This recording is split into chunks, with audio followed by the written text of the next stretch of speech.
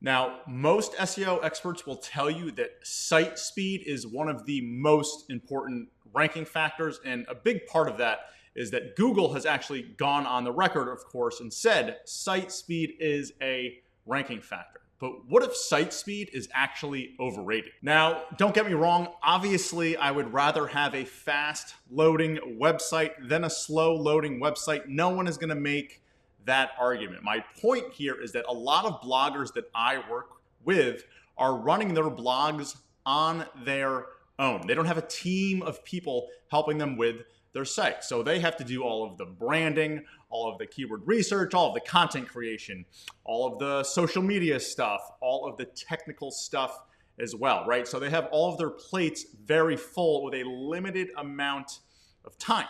And when I see bloggers get hung up on optimizing their site for speed, at the beginning, I think it's a good thing because obviously we do want a fast loading site, as I said, but I don't want you spending hours on end trying to optimize every little thing so you can get your site to load a 1/10 of a second faster. That's what I'm talking about when I say that site speed is a little bit overrated for most bloggers. The truth is, there are things that are much more important than site speed, such as your niche, publishing content in your niche or building your authority, doing keyword research, and posting new articles every day, every week, every month, whatever your cadence is, right? I would much rather have you spending your time on keyword research and publishing content than spending hours on end trying to optimize your site for speed. And look, there are plenty of examples, hundreds, maybe thousands of examples that I could show you to kind of prove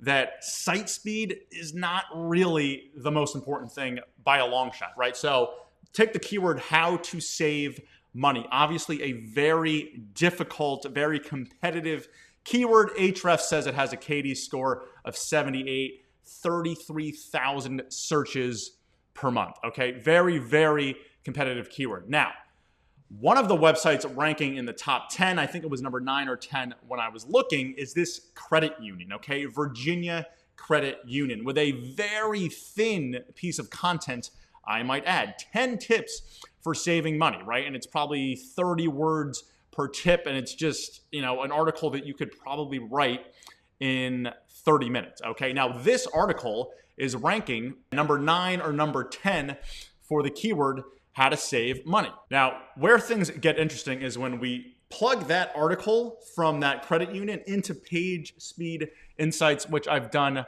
up here, okay? And we can see that they're actually failing the core web vitals assessment. I mean, it doesn't look too terrible, but technically they are failing this, and I'm looking on mobile right here. And then when we go down to the performance score, which, frankly, I think people put a little too much stock into this score. Still, a 29 out of 100 for this article, okay? The time to interactive is 15 seconds. This is clearly a poor user experience. This is clearly a site, or a page at least, that is not optimized for speed.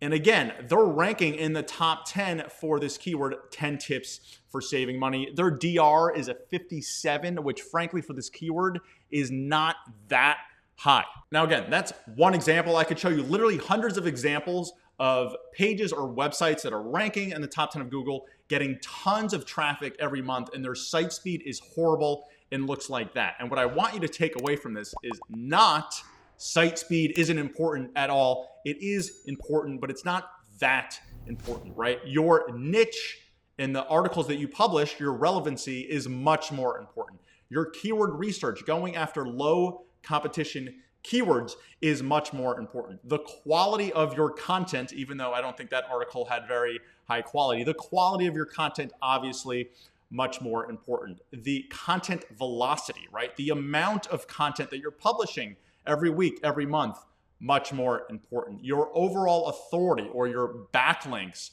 significantly more important than your site speed, right? So if you're a blogger and you're working on your site all by yourself and you've got to kind of manage your task list, I would focus on those things much more so than your site speed. Having said that, there are still some things we can do that shouldn't take months that can help us optimize our site speed. Number one, we want a good web host, okay? I use WPX hosting. There's plenty of good hosting providers out there. Don't cheap out on your hosting, okay? Pay up for hosting. It will really help with your speed. Number two, your theme definitely plays a role. There's plenty of good WordPress themes. I like the one from Mediavine, the Trellis theme. There's also Cadence and GeneratePress, right? Those are mobile responsive, very fast themes.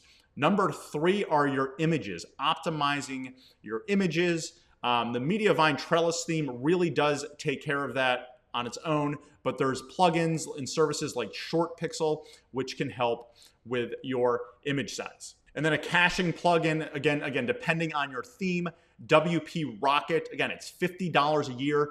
Don't cheap out on this kind of stuff. If you're running your blog as a serious business, you need to look at these expenses as investments. So definitely look into a good caching plugin as well. So let me know what you think in the comments. Have you been spending too much time trying to perfectly optimize your site speed? What do you think about site speed as a ranking factor? How important do you think it really is? All right, guys, thanks.